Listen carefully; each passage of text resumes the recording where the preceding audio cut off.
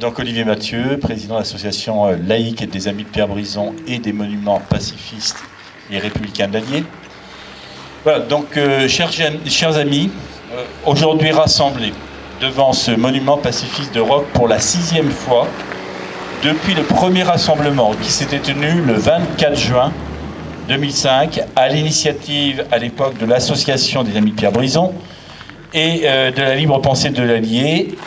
Nous pouvons et nous devons mesurer l'importance de l'événement que nous avons su organiser en commun depuis 2009 avec le Conseil général, la Ligue des droits de l'homme, l'Association républicaine des anciens combattants, l'Association nationale des anciens combattants et des amis de la résistance, la Fédération syndicale unitaire, FSU, le mouvement de la paix Montluçonnet et les amis de Montuzès. Année après année, nous avons continué à rassembler de plus en plus de participants pour dire guerre à la guerre, pour apprendre à supprimer la guerre, comme le proclame cet enfant du haut du monument de Roques, et pour la réhabilitation des fusillés pour l'exemple, victimes, comme des millions de jeunes hommes dans toute l'Europe, de cette guerre qui n'était pas la leur, victimes du militarisme et de la barbarie. C'est en novembre 2009 que dans l'Allier, après le vote de motion pour la réhabilitation des fusillés pour l'exemple par le Conseil général puis par la municipalité de Franchesse, s'était tenu le premier rassemblement à Roques à l'appel du Conseil général et de l'ensemble des organisations ou associations déjà citées. C'est donc aujourd'hui le 6e rassemblement pacifiste de Roques pour réhabilitation collective des fusillés pour l'exemple de 1914-1918. À l'heure de la commémoration du centenaire de ce que certains continuent à appeler la Grande Guerre, cette bataille d'opinion pour dénoncer contre tous les discours de patriotisme et d'union sacrée qui refleurissent le gigantesque massacre des peuples que fut cette guerre. Cette bataille d'opinion, nous sommes en passe de la gagner. Et ceci passe par la mobilisation commune pour la réhabilitation des fusillés pour l'exemple, symbole de tous les morts de la guerre de 14-18, symbole de cette barbarie. Cette bataille d'opinion se mène dans toute la France, à la suite des campagnes communes initiées depuis maintenant une dizaine d'années par la Libre Pensée, la Ligue des droits de l'homme, la RAC, l'Union pacifiste. Ce sont désormais 30 conseils généraux, 3 conseils régionaux, près d'un millier de conseils municipaux dans toute la France qui ont adopté des délibérations pour exiger cette réhabilitation des fusillés pour l'exemple. Cette année, autour du 11 novembre, ce sont 130 rassemblements et initiatives qui se tiendront dans les communes de France devant des monuments pacifistes. Dans l'Allier, ce sont à ce jour 33 conseils municipaux qui ont voté de telles délibérations. Et nous avons lancé un nouvel appel à toutes les autres municipalités du département pour qu'elles fassent de même. Nous étions 60 au rassemblement de Roques de novembre 2009. L'an dernier, en novembre 2013, nous étions 70. Aujourd'hui, un rapide comptage semble montrer qu'il y a près ou plus de 200 personnes.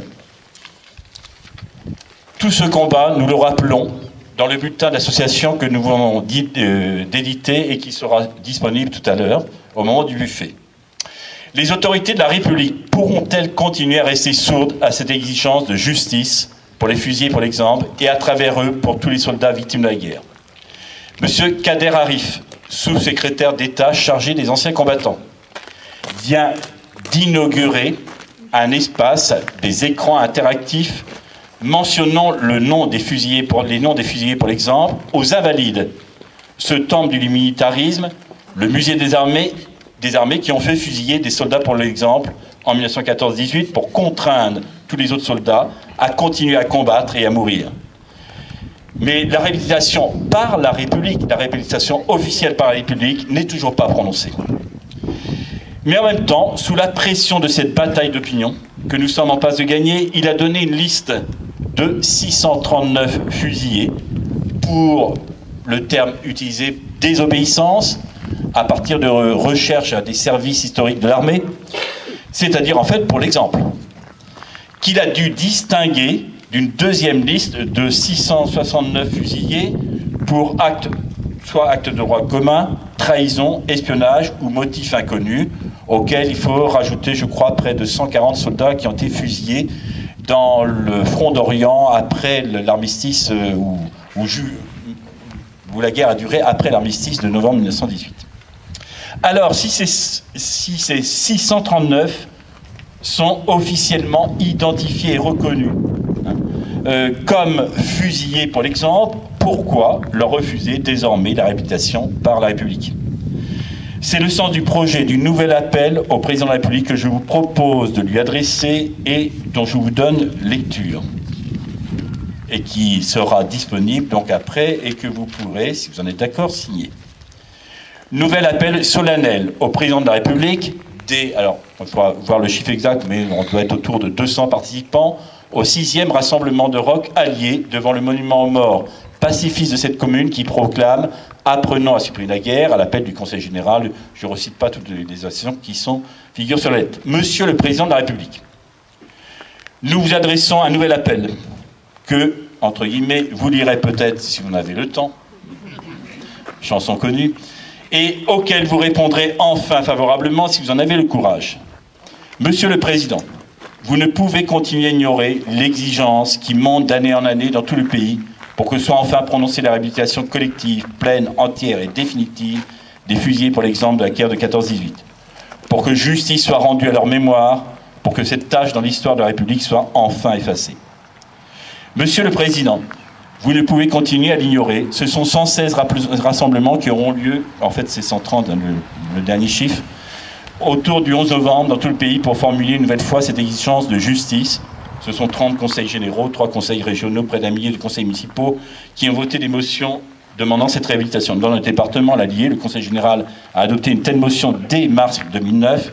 33 conseils municipaux à ce jour ont fait de même. D'autres devraient le faire prochainement. Jusqu'à quand pourrez-vous rester sourd à ces appels? Après avoir entretenu de façon volontaire la confusion entre les fusillés pour l'exemple et d'autres fusillés de 14-18 pour des crimes de droit commun ou pour espionnage, le secrétaire d'État aux anciens combattants de votre gouvernement a dû reconnaître les réalités d'au moins 639 fusillés pour l'exemple. Alors, qu'attendez-vous pour que ces soldats qui n'étaient pas des criminels, qui n'étaient pas des traîtres, qui n'étaient pas des espions, soient enfin pleinement réhabilités dans leur honneur par la République? Il ne sera pas dit que les cérémonies du centenaire de la guerre de 14-18 se poursuivent et s'achèvent sans que la réhabilitation collective, pleine et entière des fusillés pour l'exemple, soit prononcée. Pour notre part, soyez assurés, Monsieur le Président, de notre détermination à poursuivre et à amplifier nos campagnes jusqu'à ce que cette exigence soit enfin satisfaite. Alors, avant de céder la parole au prochain intervenant, Vincent Présumé, pour la Fédération syndicale unitaire de l'Allier, je voudrais excuser l'absence, puisqu'ils m'ont transmis des messages, et donc à la fois leur absence, leur excuse pour leur absence et leur soutien, qui ont été évalués par Gérard Charras, député d'Allier, et par Pierre Roy, président de la Fédération nationale des associations des amis des monuments pacifistes républicains et anticléricaux. Je voudrais également saluer la présence parmi nous de Bernard Brison, petit-fils de Pierre Brison, qui est venu spécialement du Gard avec 2 autres libres penseurs pour participer à notre rassemblement d'Europe. Vincent.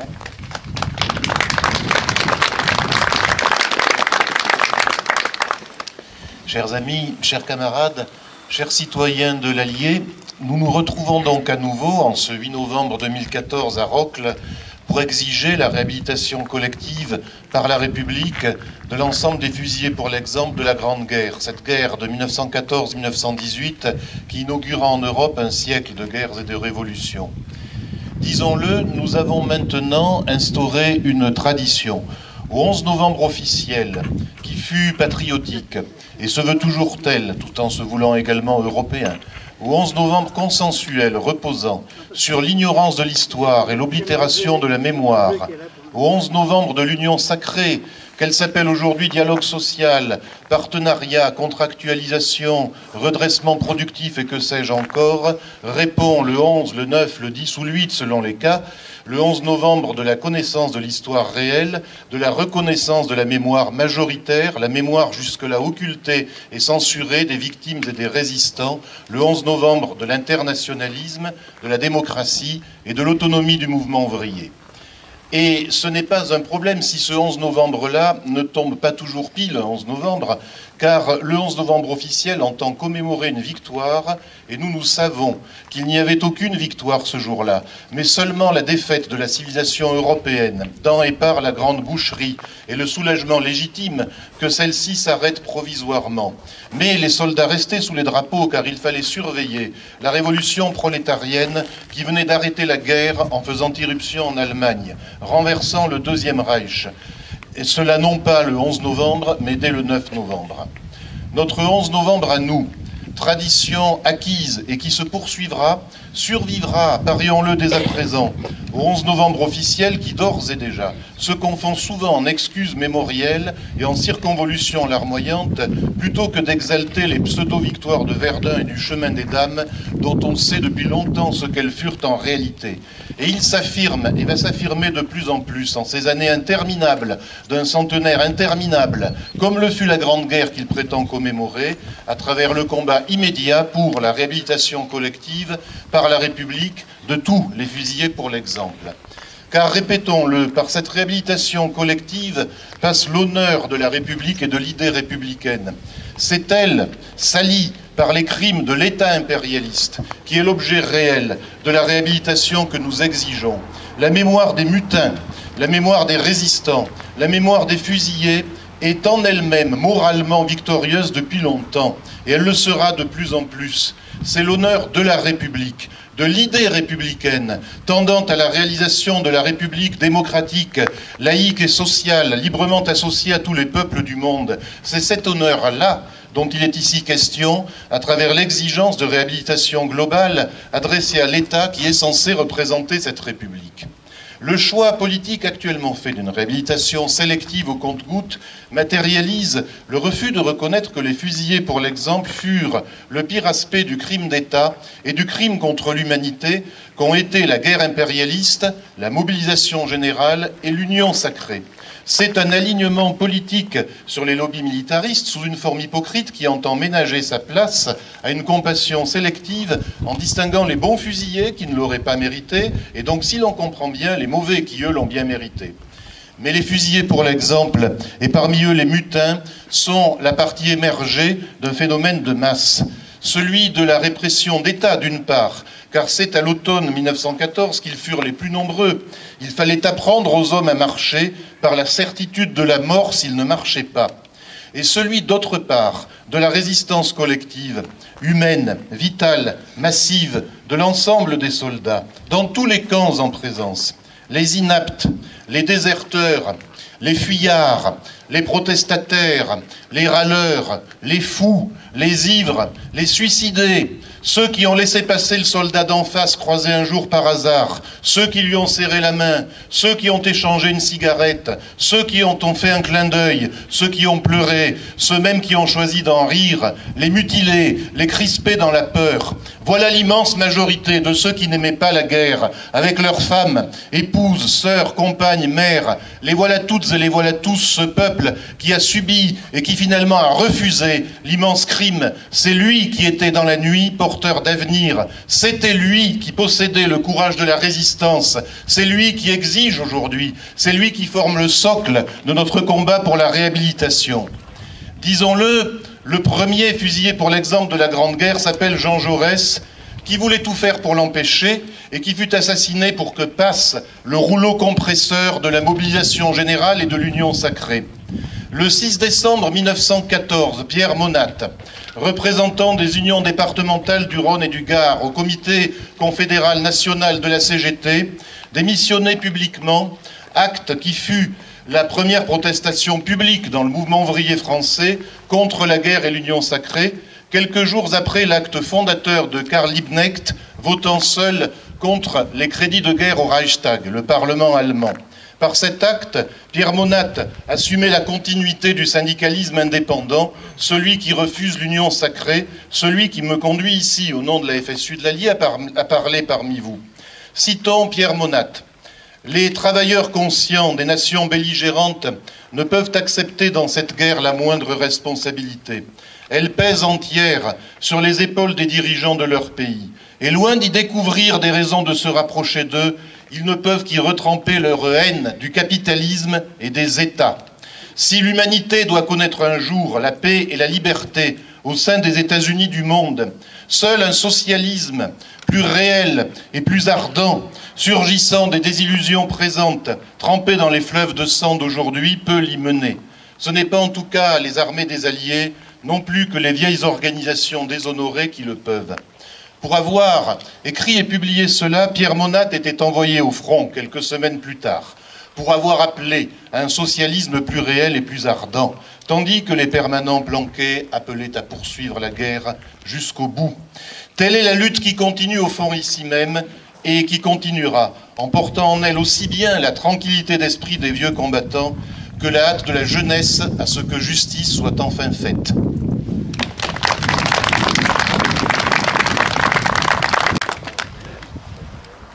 Donc, je laisse maintenant la parole à Jacques Lachaise, au nom de la libre pensée de l'Allier.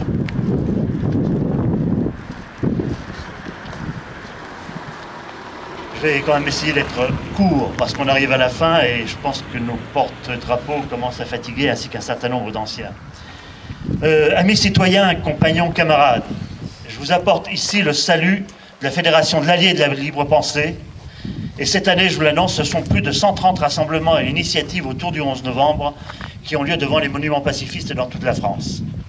C'est tout un pan de l'histoire du mouvement ouvrier pacifiste et internationaliste qui a été occulté par les bellicistes de droite comme de gauche que la libre pensée fait remonter à la surface de la conscience collective des citoyens de ce pays. Depuis des décennies, la libre pensée combat avec énergie pour que justice et honneur soient rendus aux fusillés pour l'exemple. Sur ce chemin de liberté, nous avons rencontré beaucoup d'appui, comme ici dans l'Allier. Malgré le fait que beaucoup de médias aux ordres veulent taire l'action de la libre pensée, force est de constater que des documentaires et des films sur cette tragédie passent sur les écrans. Parfois, la presse locale, et je salue ceux qui sont ici, écrit sur les fusillés, sur ces enfants des villes et des campagnes assassinés par des balles françaises. Nous avons réussi notre engagement. Personne ne peut évoquer le centenaire de la grande boucherie impérialiste sans mentionner les fusillés pour l'exemple. Nous avons gagné la bataille de l'opinion et ce n'est pas une mince affaire. Nous l'avons gagnée contre le président de la République qui s'est renié, contre le Sénat qui pour une fois dans son histoire aurait pu être utile à quelque chose, contre l'Assemblée nationale, l'Assemblée croupion de la Ve République qui refuse d'entendre la voix du peuple alors qu'elle est censée le représenter. Le gouvernement français fait la guerre en différentes contrées du monde. Quand on bombarde, quand on tue, quand on occupe un territoire qui n'est pas le sien, comme au bon vieux temps de la coloniale et de l'Empire, alors bien sûr, on ne peut réhabiliter ceux qui ont su dire non à la barbarie et à la guerre. Quand le sang coule partout, sur tous les continents, alors il faut l'union sacrée. L'État a une longue histoire, elle est pleine de sang, disait Clémenceau, un connaisseur. L'union sacrée s'est toujours faite, hier comme aujourd'hui, avec les généraux, avec les fusilières, avec les patrons et avec les curés. Ce monde inquiet sent toujours la poudre et l'eau bénite. Quand on fait l'union sacrée, pas question pour ceux qui nous gouvernent de fâcher leur sainte mère l'Église. Il faut que des milliards tombent toujours dans son escarcelle au nom de la loi Debré et des lois de Vichy qui n'ont jamais été abrogées. Il faut la bénédiction des prélats, pasteurs, rabbins et imams pour lutter contre l'axe du mal au nom de l'axe du bien, et pour une guerre juste, si chère à George Bush, Barack Obama et au complexe militaro-industriel des États-Unis. Comme en 14-18, pendant les guerres, les affaires continuent. Les dépenses d'armement dans le monde se montent à 3,5 milliards de dollars par jour. Les dépenses militaires ont augmenté de 50% entre 2001 et 2010, et celles des États-Unis représentent 43% du total mondial. Et vous vous demandez pourquoi il y a la guerre. Parce que cela rapporte beaucoup aux capitalistes. Ces dépenses, ce sont 2,6% du PIB mondial. Avec moins de 1% du PIB mondial, on supprimerait définitivement la misère sur la planète. Mais il faut l'union sacrée avec les patrons pour tout sacrifier à la recherche du sacro-saint profit capitaliste et financier. Il faut satisfaire aux exigences du CAC 40 et des agences de notation de la Banque mondiale, du FMI, de la Banque européenne. Et pour cela, il faut détruire les acquis sociaux, les emplois privés, publics. Il faudrait faire table rase de la sécurité sociale et des acquis sociaux. Alors, réhabiliter ceux qui ont osé dire non à tout cela, vous n'y pensez quand même pas. On devrait exalter le sacrifice pour le bien de la nation, confondu allègrement avec celui des capitalistes et des gouvernants. Les grands de ce monde sont toujours prêts à sacrifier la dernière goutte du sang des autres et le dernier acquis social des salariés pour leurs intérêts. La devise du libéralisme a toujours été « Pourquoi faire payer les riches quand les pauvres sont si nombreux ?» Ce 8 novembre n'est pas celui des galonnés, des mitrés et des ministricules qui vantent les mérites de ceux qui sont morts à leur place alors qu'eux sont bien vivants et vivent bien de leur rente. Leur 11 novembre est celui des défilés militaristes qui glorifient la guerre, alors que le 11 novembre, à l'origine, était celui des anciens combattants qui refusaient la guerre. Plus jamais ça, proclamait-il, et maudite soit la guerre, maudite soient toutes les guerres. La démonstration a été faite. Il n'y a rien à attendre du gouvernement pour que justice soit rendue. Rien à attendre d'un ministre aux anciens combattants, Kader Arif, qui confond visiblement son rôle de ministre et celui de comique troupier. Il a tout dit et son contraire. Il a tout promis et tout abjuré. Jacques Prévert avait raison. Quand la guerre vient, toute l'intelligence est dans le clairon. Mais aujourd'hui commence une nouvelle ère. La libre pensée propose qu'un monument aux hommages des 639 soit érigé sur la ligne de front. Nous en appelons à tous, car nous sommes aussi la République. Et la République réhabilitera les fusillés pour l'exemple, avec tous ceux qui se reconnaissent dans ce combat de justice.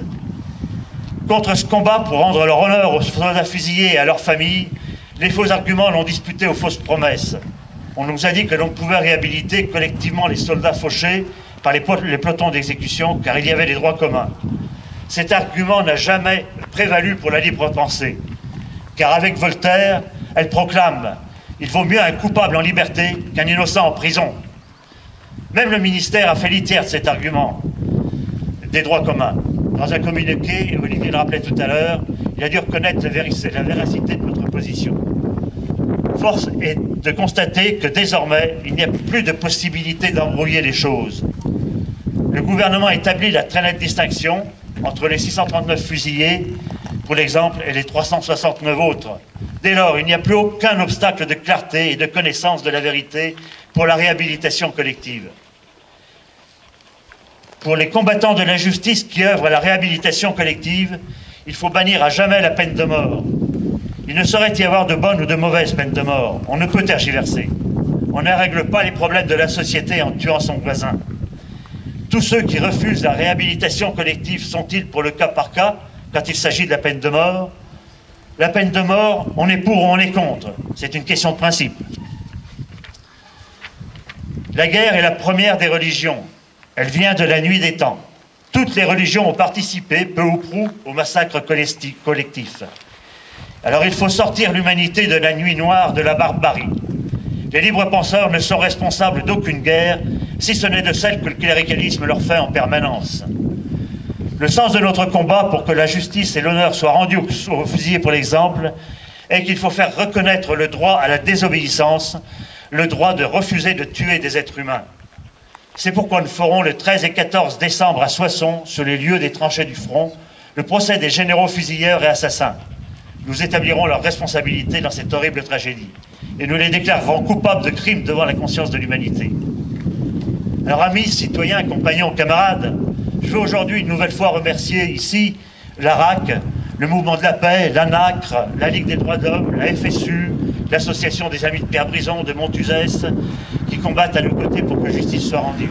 Merci au Conseil général, un des précurseurs, et aux dizaines de conseils municipaux de l'Allier, qui exigent d'une voix de plus en plus forte cette réhabilitation de justice. Et merci à tous ceux qui continuent de prendre position, indiquant clairement que la République, c'est aussi eux, que la République, c'est aussi nous. Je salue ici tous les gens, les présents, connus et inconnus, qui manifestent par leur présence leur soutien à cette juste cause. Et Merci encore donc aujourd'hui de vous être mobilisés pour cette noble et juste cause. Alors, je ne pourrais pas terminer cette intervention sans citer le mot d'ordre traditionnel du vieux mot d'ordre du mouvement ouvrier et de la libre pensée. Ni Dieu ni maître, à bas la calotte et vive la sociale. Et je vous remercie.